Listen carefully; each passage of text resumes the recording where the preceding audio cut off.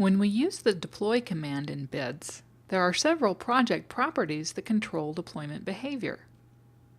Here on the Build page of the project properties, we can see the Output Path property, which defaults to the bin folder. This will be the location for the AS database file during the build process.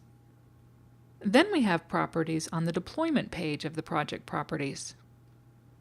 We have the target server, which will default to localhost when you start a new project, and of course will need to be changed when you're ready to deploy to a development, test, or production server.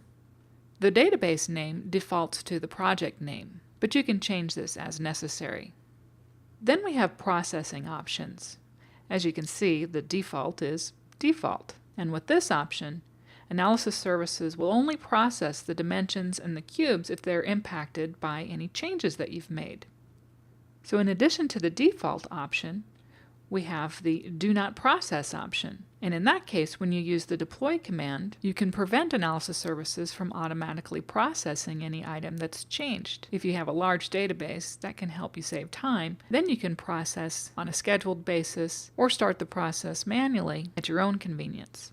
Then there's the full option, and in that case, Analysis Services will do a full process of the database, including all of the cubes and all of the dimensions. This could take a long time if you've got a lot of data for your database, so this option isn't really recommended. We'll learn more a little bit later exactly what a full process means. We also have a property controlling transactional deployment. The default setting is false. That means if anything fails during the deployment process, then any files that have been copied over to the analysis server will stay on the server, but they'll be in an unprocessed state.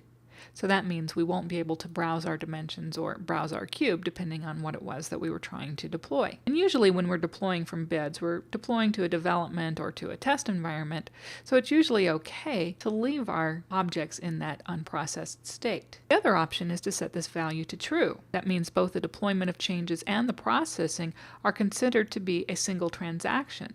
So if anything fails during that deployment process, everything rolls back and the server is returned to its original state as if you had done nothing at all. And then last we have the deployment mode option. As you're working within BIDS, you have a local copy of files.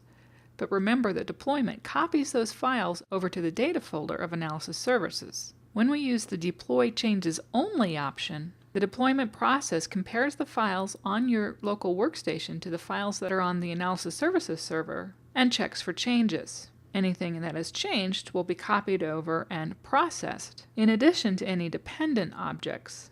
The alternative is to use Deploy All, which deploys the entire database no matter what. And in that case, the entire database will need to be reprocessed before we can query dimensions or the cube.